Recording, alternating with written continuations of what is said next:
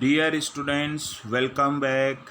Last lecture में हमने lecture number 24 start कराया था कंपनसेटिंग द सेल्स फोर्स, जिसमें हमने कंपनसेशन प्लान की मीनिंग पढ़ी थी, ऑब्जेक्टिव्स ऑफ कंपनसेशन प्लान पढ़े थे, सेल्स मैनेजर्स के ऑब्जेक्टिव्स, सेल्स मैन के ऑब्जेक्टिव्स। उसके बाद essential features of A sound compensation plan पढ़ी थी, जिसमें कैरेक्टरिस्टिक्स ऑफ कंपनसेशन प्लान्स पढ़े थे। उसके बाद डिजाइनिंग कंपनसेशन प्लान्स पढ़ा था। First, determining specific objectives. Second, establish desired levels of earning. Third, methods of payment. और फोर्थ क्या पढ़ा था, इम्प्लीमेंटिंग कंपनसेशन प्लान। अब इस ई लेक्चर में हम जो इसका रिमेनिंग पोर्शन है, कंपनसेटिंग द सेल्स कंपनसेटिंग या devising the sales compensation plan, उसको हम आगे कंप्लीट करेंगे। तो नेक्स्ट क्या जाएगा आपका, types of compensation plan. Compensation plan को हम टू पार्ट्स में डिवाइड कर सकते हैं, फाइनेंशियल कंपनसेशन और non financial compensation. Financial compensation में straight salary method, straight commission method, combination of salary and commission, drawing account and commission plan. Non financial compensation में promotions, recognition programs, fringe benefits, travelling expenses, perks और sales contacts. तो we will discuss all these one by one. First of all we will discuss financial compensation. तो financial compensation में first क्या आएगा, straight salary method. Most commonly method है। इस method में जो सेल्स पर्सन है, सेल्समैन है, उसको एक प्री डिटरमाइंड अमाउंट है वो एज ए सैलरी दी जाती है, ज़्यादातर महीने के अंत में या एंड में, चाहे उसने कितनी भी सेल की हो, चाहे 50 सेल की हो, चाहे 100 सेल की हो, चाहे 30 सेल की हो, एक फिक्स अमाउंट उसको दिया जाता है, जिसे क्या बोलते हैं, स्ट्रेट सैलरी बोलते हैं। तो ये प्लान सूटेबल कब है, जब मार्केट को एक्सप्लोर करना है, आपको रिसर्च करना है, तो जो सेल्स फोर्स है उसका ज़्यादातर टाइम सर्वे करने में निकल जाता है, मार्केट में फीडबैक लेने में निकल जाता है, तो वो उतनी ज़्यादा सेल्स नहीं कर पाता है। सेकंड क्या है, जब सेल्समैन है वो सेल्स काउंटर पर बैठता है, जैसे कि चूड़ी मार्केट में किसी की कॉस्मेटिक्स की दुकान है, तो वहाँ पर 3-4 पर्सनस हैं, तो जो सेल्स पर्सन है उनको हायर किया हुआ है, उनको हर महीने क्या मिल रही है, सैलरी मिल रही है, चाहे कितने भी कस्टमर्स आए वहाँ पर। उनका टाइम फिक्स है, सुबह 10 बजे से लेकर शाम को 6 बजे तक। नेक्स्ट क्या है, जहाँ पर पूरे साल में 1 या 2 प्रोडक्ट ही सेल होते हैं, क्योंकि प्रोडक्ट की यूनिट प्राइस बहुत ज़्यादा है और इंडस्ट्रियल प्रोडक्ट है, उसको ख़रीदने की फ्रीक्वेंसी कम है। तो प्रोडक्ट से पहले आपको काफ़ी सारी मीटिंग करनी पड़ती है, सेल्स करने से पहले, और प्रोडक्ट जब सेल्स हो जाता है उसके बाद भी कस्टमर से काफ़ी सारी मीटिंग करनी पड़ती है, उनको सर्विस देनी पड़ती है। तो पूरे साल आप केवल 1 या 2 प्रोडक्ट ही सेल्स कर पाते हो, वही ऑर्गेनाइजेशन के लिए इनफ है। तो उस केस में जो सेल्स फोर्स है उसको पर मंथ क्या दी जाएगी, सैलरी दी जाएगी। और जब शुरू में नए सेल्स फोर्स को हायर किया जाता है तो उनको ट्रेनिंग देनी पड़ती है, वो काम सीखते हैं, तो अभी वो इतनी इफेक्टिव सेल नहीं कर पाते हैं, तो उनको इनिशियली 6 मंथ्स के लिए या 3 मंथ्स के लिए क्या दी जाएगी, सैलरी दी जाती है। नेक्स्ट क्या है, merits of straight salary method. तो फर्स्ट क्या है, कंट्रोल है, सेकंड सिक्योरिटी है, third simple to understand and easy to calculate, और फोर्थ क्या है, लॉजिकल एंड जस्टिफाई। सिंपल सी बात है, कंट्रोल किया जा सकता है इसमें आराम से। सिक्योरिटी है कि हर महीने आपको इतनी सैलरी मिलेगी, कोई ज़्यादा इसमें डिफ़िकल्ट नहीं है, हर किसी को अंडरस्टैंड है, ईजिली कैलकुलेट कर सकते हैं अपन कि आपके काउंटर पर 7 सेल्स पर्सन, उनकी क्या क्या सैलरी है, तो कितना पैसा है उनको देना है। लॉजिकली है, जस्टिफाइड है, जिसका डेजिग्नेशन जितना ज़्यादा होगा उसकी सैलरी उतनी ही ज़्यादा होगी। लेकिन इसकी कुछ क्या होंगी, डिमेरिट्स। फर्स्ट क्या है, लैक ऑफ इंसेंटिव्स, की सेल्स फोर्स ज़्यादा सेल्स करने के लिए मोटिवेट नहीं होगा।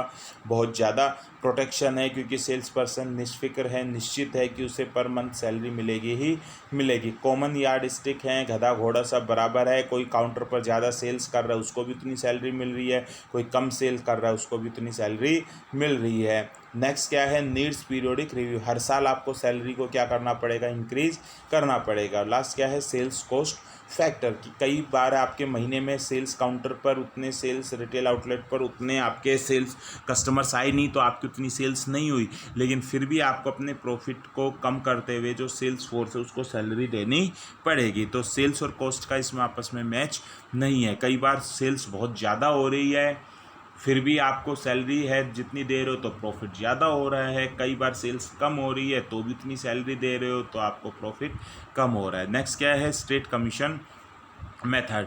तो ये जो मेथड है वो रिज़ल्ट के ऊपर है, ना कि टाइम के ऊपर। जो सैलरी मेथड है वो टाइम के ऊपर बेस्ड है कि हर महीने आपको सैलरी मिलेगी, जबकि ये रिज़ल्ट के ऊपर है कि आपने उस महीने में कितनी सेल्स की है, प्रोडक्टिविटी के ऊपर बेस है। तो किसी ने 10 सेल की हैं, उसको उसके बेस पर अमाउंट मिलेगा, किसी ने 20 सेल्स की उसको उसके बेस पर अमाउंट मिलेगा, किसी ने 50 सेल्स की उसको उसका बेस पर अमाउंट मिलेगा। तो ये सिस्टम कहाँ पर कैसे इम्प्लीमेंट किया जा सकता है? पर यूनिट सेल्स कमीशन, कि हर सेल पर आपको 500 रुपये मिलेंगे as a percentage of sales, कि जितनी भी आप सेल्स करोगे उसका 10% आपको मिलेगा। 1 लाख की सेल करोगे तो 10,000 रुपये, 2 लाख की सेल्स करोगे तो 20,000 रुपये। नेक्स्ट क्या है?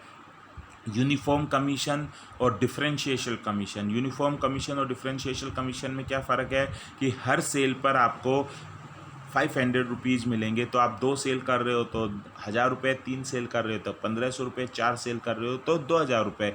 लेकिन डिफरेंशिएशल कमीशन का मतलब क्या है? 1 सेल्स पर 300 रुपये मिलेंगे, 2 सेल पर 1,000 रुपये मिलेंगे, 3 सेल पर है 2,100 या 2,200 रुपये मिलेंगे। तो जैसे जैसे सेल्स इंक्रीज होती जाएगी, कमीशन क्या होता जाता है? इंक्रीज होता जाता है। 1 लाख तक या उससे कम सेल पर 10% कमीशन मिलेगा। 1 लाख से ज़्यादा और 2 लाख तक की सेल करोगे तो 12% कमीशन मिलेगा। 2 लाख से ज़्यादा सेल्स करोगे तो 15% कमीशन मिलेगा। तो इसे अपन क्या बोलते हैं? डिफरेंशिएट कमीशन बोलते हैं। तो इसकी भी कुछ एडवांटेजेज होंगी और डिसएडवांटेजेज होंगी। तो फर्स्ट एडवांटेज क्या है? परफॉर्मेंस ओरिएंटेड, जो जितनी परफॉर्मेंस देगा उसको उसके बेस पर रिम्यूनरेशन मिलता है। सेकंड क्या? इंसेंटिव एंड मोटिवेशन बिल्ड, आप ज़्यादा सेल्स करने के लिए मोटिवेट होगे, क्योंकि आपको पता है आप जितनी ज़्यादा सेल्स करोगे उतनी ज़्यादा ही आपको इंसेंटिव मिलेगा। नेक्स्ट क्या है? Not a burden on organisation, किसी महीने कम सेल्स हुई है तो कम पैसा देना पड़ा सेल्स फोर्स को, ज़्यादा सेल्स हुई हैं तो ज़्यादा पैसा दिया, तो ऑर्गेनाइजेशन पे कोई बर्डन नहीं है। नेक्स्ट क्या है? फ्रीडम ऑफ ऑपरेशंस, कि जहाँ पर स्टेट कमीशन मेथड है वहाँ पर सेल्स फोर्स को फ्रीडम होती है कि वो अपना वर्क कैसे भी कर सकता है। उसे कोई ज़रूरी नहीं कि डेली सेल्स ऑफिस ही आए, डेली रिपोर्ट करे, क्योंकि ऑर्गेनाइजेशन को तो लास्ट में आउटपुट चाहिए होता है। जबकि जहाँ सैलरी है, चाहे वहाँ पर एक कस्टमर भी नहीं आए दिन में, तो आपको वहाँ पर है रिटेल आउटलेट में काउंटर पर जाना ही जाना पड़ेगा, क्योंकि आपको क्या मिल रही है? सैलरी मिल रही है। नेक्स्ट क्या है? अट्रैक्ट्स बेटर टैलेंट, कि जो सेल्स फोर्स है जिनके पास टैलेंट है वो हमेशा इंसेंटिव को प्रेफर करते हैं, क्योंकि उन्हें पता है वो अपनी मेहनत से ज़्यादा पैसा ले सकते हैं। लेकिन इसकी कुछ क्या होंगी? डिमेरिट्स। फर्स्ट क्या है? अनसर्टेनिटी, क्योंकि सेल्स की जॉब चैलेंजिंग जॉब है। पास्ट की सेल्स के बेस पर आप फ्यूचर की परफॉर्मेंस को प्रिडिक्ट नहीं कर सकते। जैसे कि फॉर एग्जांपल कभी कोई बाढ़ आ गई, कहीं महामारी हो गई, कहीं भूकंप आ गया, अनसर्टेन है, तो आप वहाँ पर उस महीने सेल नहीं कर पाए तो आपको पैसा नहीं मिल रहा। नेक्स्ट क्या है? लैक ऑफ कंट्रोल, क्योंकि सेल्स फोर्स को आप ऑफिस नहीं बुला रहे, वो कैसा काम कर रहे हैं, क्या काम कर रहे हैं, कब काम कर रहे हैं, इनके ऊपर आपका कोई भी कंट्रोल नहीं होता है। नेक्स्ट क्या है? Fluctuation in market prices. कई बार क्या है कि सेल्स कम होने के पीछे रीज़न क्या हो रहा है कि आपकी जो मार्केट प्राइस है उसमें फ्लक्चुएशंस हो रहे हैं। कभी आप प्रोडक्ट महंगा कर रहे हो, कभी आप प्रोडक्ट सस्ता कर रहे हो, कभी आप डिस्काउंट दे रहे हो, कभी रॉ मटेरियल की प्राइस बढ़ गई, तो इन पर सेल्स फोर्स का कोई भी कंट्रोल नहीं होता है। नेक्स्ट क्या है? Uncontrolled account receivables. कई बार जो सेल्स फोर्स इंसेंटिव के चक्कर में ही सेल्स तो कर लाते हैं, शुरू के 5,000 या 10,000 रुपये तो लिया है, बाकी का पैसा क्रेडिट में कर, तो ऐसे एक्चुअल में आपकी सेल्स तो 20 हो गई, लेकिन एक्चुअल में ऑर्गेनाइजेशन को उतना पैसा क्या नहीं हुआ? रिकवर नहीं हुआ, क्योंकि अभी उसका मार्केट में पैसा है वो उधार में है, तो ज़्यादा अकाउंट्स रिसीवेबल्स हो जाते हैं। नेक्स्ट क्या है? Rate fixation could be difficult, कि कितना इंसेंटिव रखना है, कितनी सेल्स पे कितना इंसेंटिव देना है, तो ये कई बार डिसाइड करना क्या हो जाता है? डिफ़िकल्ट हो जाता है। और rate of attrition could go, क्योंकि एक्सीलेंट हैं, अबव एवरेज वाले सेल्स फोर्स तो कम ही होते हैं, वही इस ऑर्गेनाइजेशन में रुकेंगे। जो एवरेज सेल्स पर्सन है, जो कि सिक्योर इनकम चाहते हैं, वो उस ऑर्गेनाइजेशन में नहीं रुकेंगे, तो एट्रिशन रेट है वो ज़्यादा हो जाती है। नेक्स्ट क्या है? Combination of salary and commission. सबसे बेस्ट मेथड है ये, सबसे ज़्यादा यूज किए जाने वाला मेथड है ये, सबसे पॉपुलर मेथड है ये। इसमें जो सेल्स पर्सन है उसको एक फिक्स अमाउंट भी मिलता है और वेरिएबल अमाउंट भी मिलता है। तो जो फिक्स अमाउंट होगा वो सैलरी होगा और जो वेरिएबल अमाउंट होगा वो कमीशन होगा। तो इसकी भी कुछ क्या होंगे? 2 टाइप से काम करता है, sales plus commission on total sales, sales plus commission over certain Kota.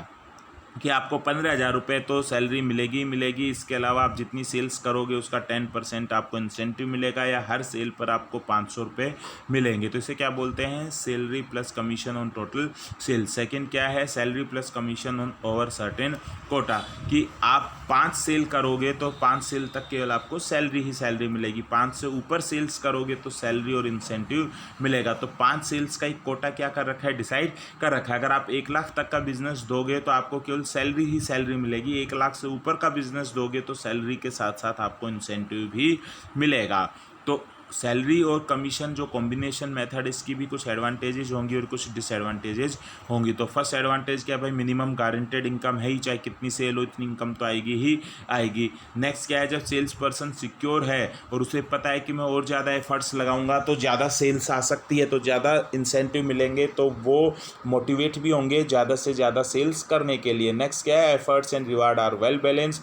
2 sales person है, दोनों की सैलरी 15-15 हज़ार रुपये, एक 30,000 रुपये लेकर गया, एक 26,000 रुपये लेकर गया घर पर, क्योंकि एक ने ज़्यादा एफर्ट्स लगाए ज़्यादा सेल्स की, दूसरे ने कम एफर्ट्स लगाए कम सेल्स की। तो इसमें एफर्ट्स और रिवार्ड्स क्या होते हैं? बैलेंस्ड होते हैं। नेक्स्ट क्या है? हर सेल्स पर्सन को, चाहे एवरेज हो चाहे अबोव एवरेज हो चाहे एक्सीलेंट सेल्स पर्सन हो, हर किसी को ये प्लान एक्सेप्टेबल होता है, क्योंकि इसमें हर किसी की ज़रूरतों का ध्यान रखा हुआ है। नेक्स्ट क्या है?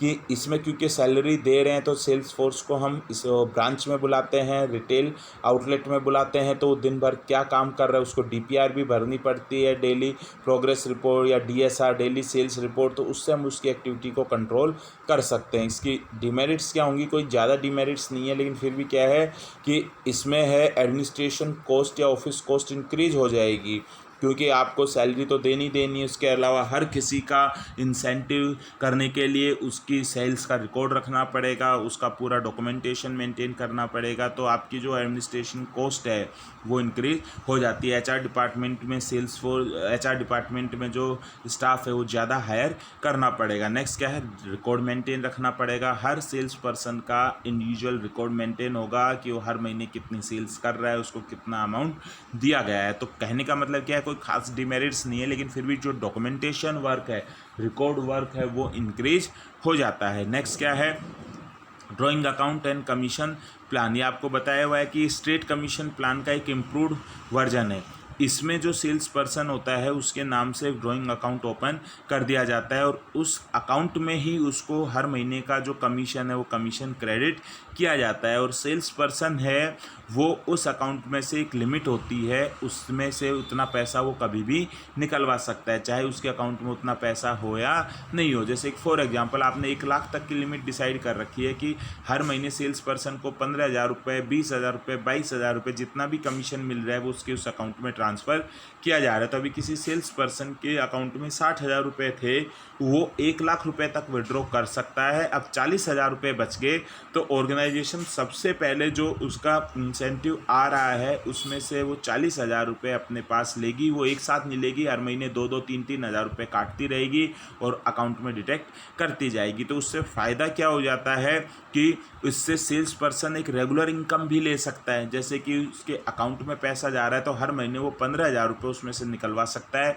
तो एज ए उसके वो इंसेंटिव आ रहा है। किसी महीने उसका ज़्यादा इंसेंटिव नहीं आया था तो एडवांस में पैसा ले सकता है, जिस महीने ज़्यादा इंसेंटिव आ रहा है तो पैसा वापस उस अकाउंट में बैलेंस हो जाएगा, तो इससे उसको फिक्स इनकम मिल जाती है।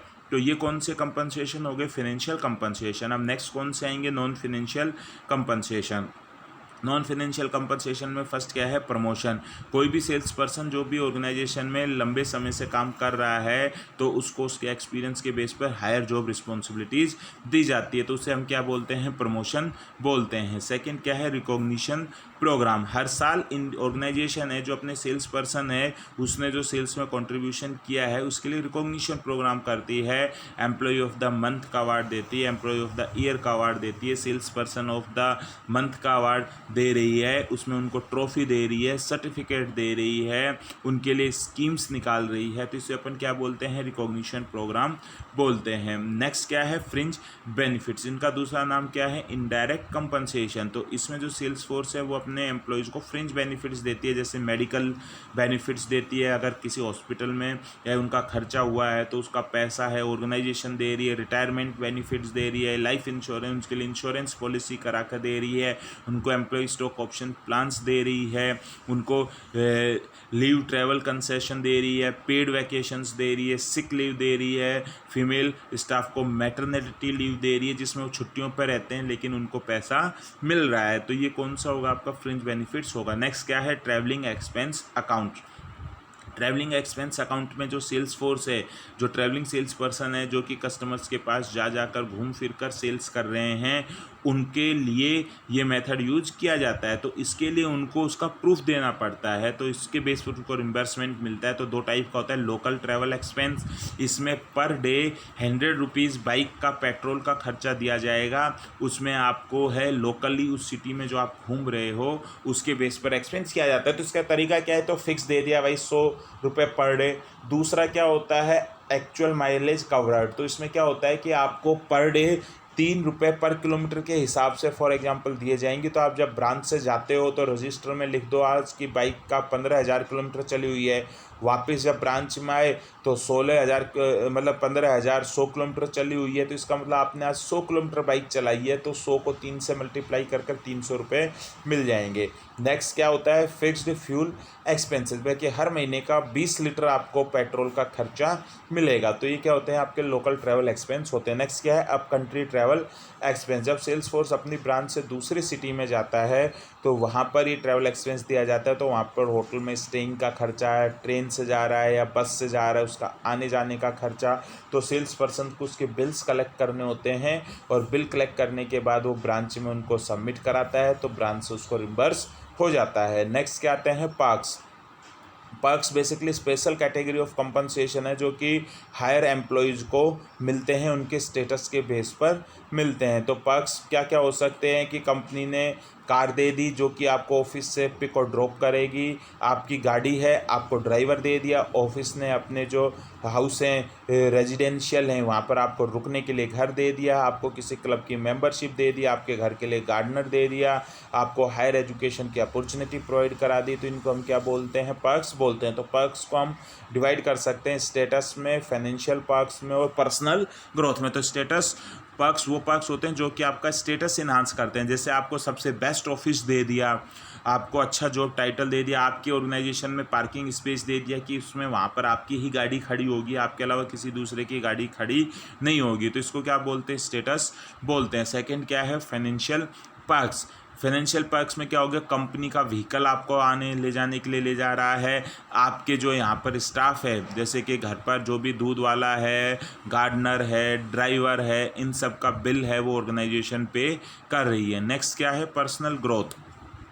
बच्चों की फ़ीस के लिए दे दिया कि आपके बच्चे जिस भी स्कूल में पढ़ेंगे उसकी 50% फ़ीस है वो ऑर्गेनाइजेशन पे करेगी, या फिर आप खुद हायर प्रोग्राम्स के लिए जा सकते हो। अगर आप MBA कर रहे हो आगे या फिर कोई डिप्लोमा कोर्स कर रहे हो तो उसका जो भी एक्सपेंस होगा वो ऑर्गेनाइजेशन बियर करेगी, या फिर कंपनी आपको ट्रेनिंग के लिए फ़ॉरेन भेज रही है। तो ये सारे के सारे जो पर्क्स हैं वो कौन से पर्क्स होंगे, फाइनेंशियल ग्रोथ वाले पर्क्स होंगे। और लास्ट क्या है, सेल्स कॉन्टेस्ट। कई बार ऑर्गेनाइजेशन है शॉर्ट टर्म में सेल्स को इन्हांस करने के लिए सेल्स पर्सन के बीच में कंपटीशन कराती है, उसे ही क्या बोलते हैं, सेल्स कॉन्टेस्ट बोलते हैं। और उस सेल्स कॉन्टेस्ट में कैश इंसेंटिव या नॉन कैश इंसेंटिव दिए जाते हैं। तो बेसिकली जो सेल्स कॉन्टेस्ट होते हैं उसके कुछ ऑब्जेक्टिव्स होते हैं। तो क्या क्या ऑब्जेक्टिव्स होते हैं, ज़्यादा से ज़्यादा सेल्स हो, प्रॉफिटेबल लाइंस की सेल हो, नए कस्टमर्स ऐड हों, जिन आइटम्स की सेल्स नहीं हो रही हैं वो उनको प्रमोट करना, नया प्रोडक्ट है जिनके बारे में कस्टमर अवेयर नहीं है उनको प्रमोट करना, पुराने कस्टमर से रिपीट परचेज लेना, ऑफ सीजन में जब प्रोडक्ट की सेल नहीं हो रही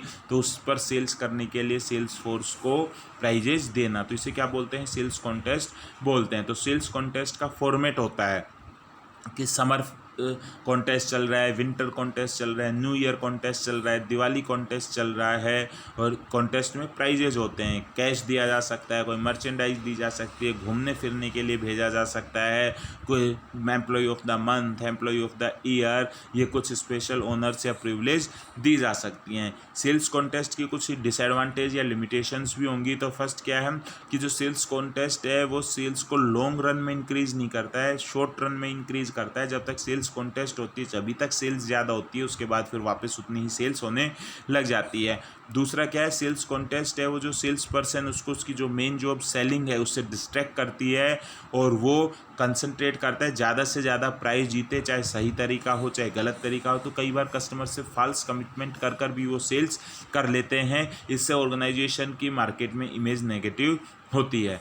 नेक्स्ट क्या है, जो सेल्स पर्सन एक बार केवल एक ही पर्सन लगातार कॉन्टेस्ट जीता जा रहा है तो जो बाकी के और सेल्स पर्सन हैं उनमें धीरे धीरे डिसअपॉइंटमेंट हो जाएगा और जो सेल्स फोर्स है उसका जो मोरल और एंथुजियाज्म है कम हो जाएगा, भैया यही जीतेगा, हर बार यही जीतता है तो क्यों ज़्यादा मेहनत करो।